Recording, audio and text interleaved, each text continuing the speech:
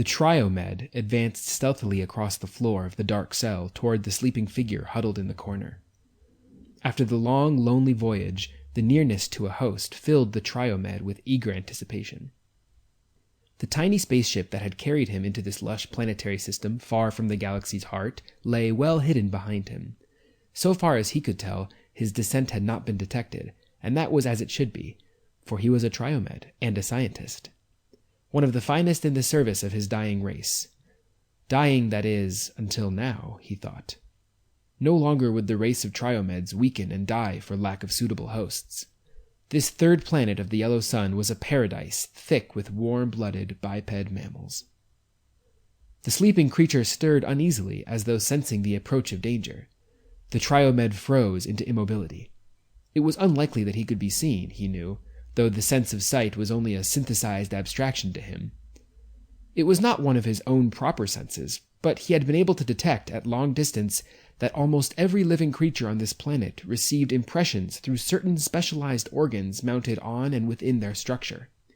There were plants, of course, as there were on Triom, but they were unimportant. There were viruses, too, and he had been afraid when he had discovered this fact that he had arrived too late. But the first attempts at establishing communication had relieved the Triomed of his fears. The indigenous viruses were primitive, not at all like his own illustrious ancestors of ancient Triom. The sleeping biped relaxed, and the Triomed inched forward again, a flat, almost two-dimensional smear of glistening matter on the floor in front of the biped. From high above the planet's night side, the Triomed had sensed the city. He had absorbed its shape and size and meaning while his craft settled through the heavy, oxygen-rich air. It was not enough that his instruments told of suitable hosts. He was a scientist and believed in absolute proof. Also, he had been in space long, without the satisfaction of a host, and he had yearned for the rapport, the domination of a warm-blooded creature. There had been a dark segment in the brilliant pattern of the city, an island of solitude amid the myriad confluences. It was there that he had landed his tiny probe ship and hidden it among the thickly wooded glades. Almost immediately he had sensed the nearness of many creatures. Insects, plants, warm-blooded quadrupeds, and bipeds. There had been machines and buildings and winding roadways among the trees. Darkness had covered his progress until at last he found himself near the sleeping creature, ready to infiltrate and take command. The glistening shape elongated, became a thread-like tendril of almost gossamer thickness. It touched the flesh of the sleeper and thrilled with pleasure. Cautiously, the Triomed moved up the hairy leg, an invisible strand of alien life close to the warm skin. Presently, the strand found the opening it sought. It slithered imperceptibly into the moist warmth of the sleeper's nostril, moved through the tear duct into the space behind the eyeball. Here it probed through muscle and membrane along the base of the brain, seeking the pineal gland. And found it, penetrated it, coiling like a microscopic serpent within the gland. A surge of pleasure went through the Triomed. Here was safety. The host was large, powerful, and vibrant with life.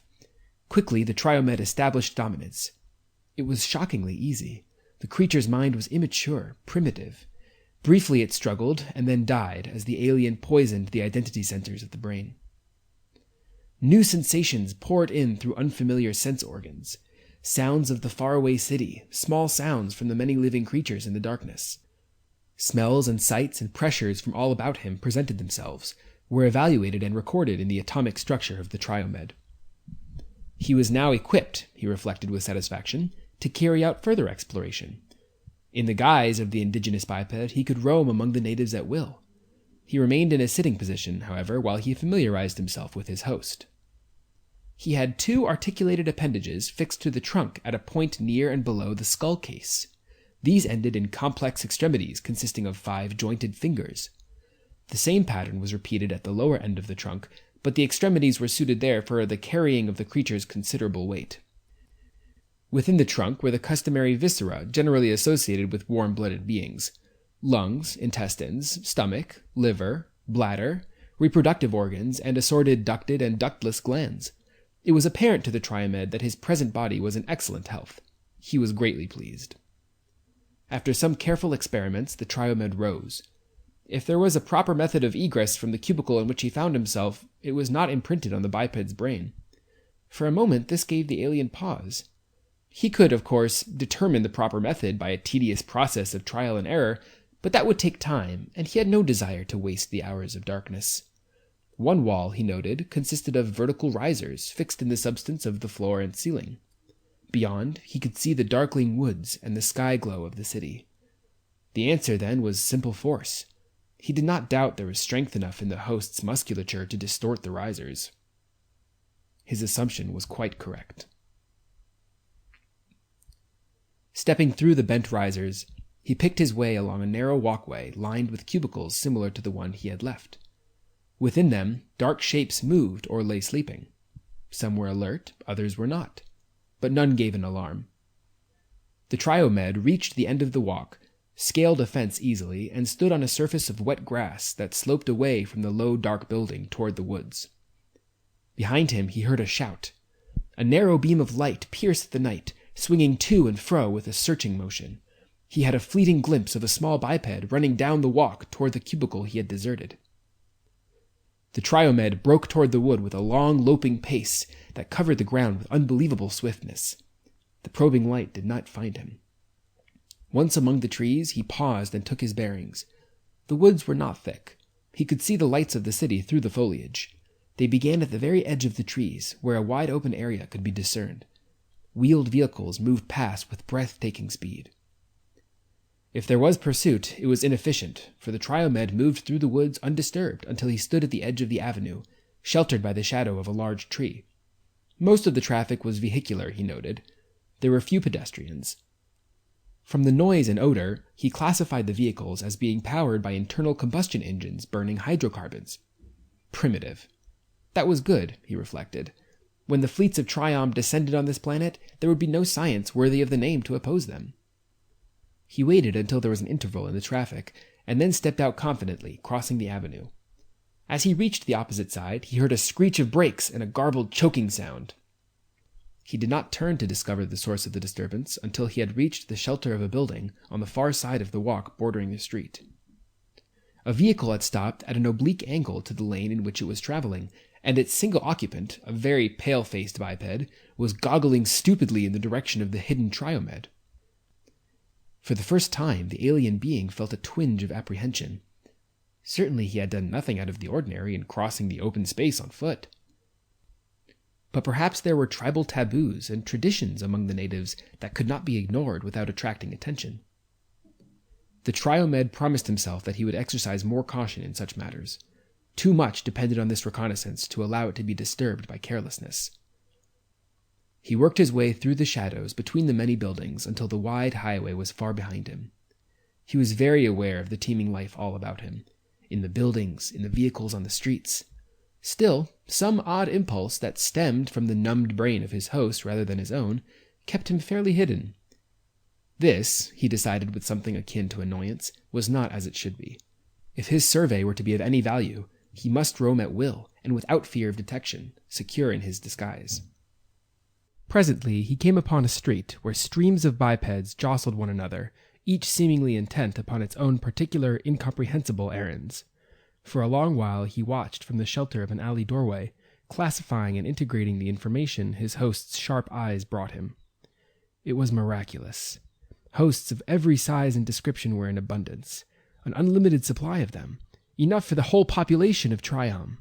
It was beyond belief, but he could not doubt. And this was but a single concentration, a single city. From the stratosphere he had seen hundreds of similar cities. Paradise. He envisioned the fleets of Triom descending, the Triomeds emerging and infiltrating. The thoughts brought pride and anticipation. It had been so easy. He decided not to linger. He felt now that he had his proofs, and that he should return at once to his ship. Triom must be told immediately. The communicator in the ship could carry the message as soon as the craft reached a suitable distance from planetary mass. He would return, send the ship aloft, dispatch his message, and then return to his host to await the others of his race. His decision made, he stepped confidently out into the throng of bipeds, seeking the shortest route back to his hidden craft. The result was instantaneous and amazing.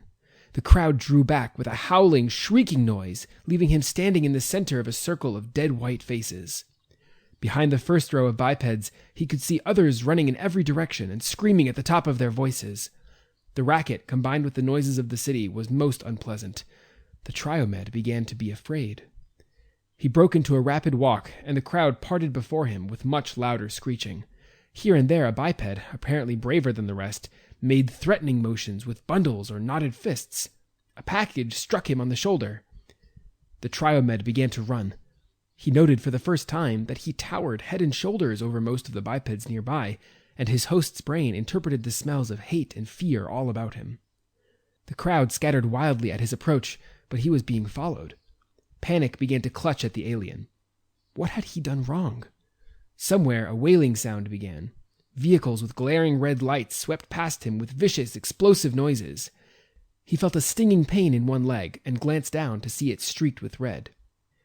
Ahead of him, a line of bipeds all clothed in identical blue sacks of fabric had formed, spilling from the vehicles as they halted. The Triomed stopped, sensing mortal danger. Behind him, the mob rumbled. Ahead, the blue biped stood holding artifacts that the Triomed did not for an instant doubt were weapons. No street opened up on either side of him. He was trapped between the weapons, the mob, and two tall buildings. He hesitated only for a moment. With a desperate leap, he reached the second level of the windows of the building nearest him and clung there, gasping. A white-faced creature appeared and began poking at him with a steel rod that burned like fire when it touched his host's flesh. The creature screamed shrilly all the while. With a sob, the Triomed swung himself onto the window ledge and began climbing upward toward the roof of the building. It was slow work, and the pain in his leg and burned shoulder slowed him down. He dare not free himself of his host now, for he was much too far from his ship to be able to return in his natural form. There were searchlights in the street below, probing at him as he clung to the sheer facade of the building. Panic drove him upward. A continuous wailing roar rose from the canyon below, a fear-laden, hideous cacophony. The Triomed felt himself weak with terror, part of which was his host's and part of which stemmed from within himself. The terror and fear of not knowing what had gone wrong, and why he stood now in such peril. At last he reached the roof. He heaved himself over the parapet and lay for a moment, flanks heaving painfully. Then he stiffened with a new fear. He was not alone. The roof was occupied. A score or more of armed bipeds blocked him into a triangular corner of the roof. He got to his feet and stumbled backward. Their weapons were aimed at him. He retreated until the parapet stopped him, warning of the sheer drop to the street far below. A figure separated itself from the armed mass. A flash of recognition came, partially his own, partially his host's.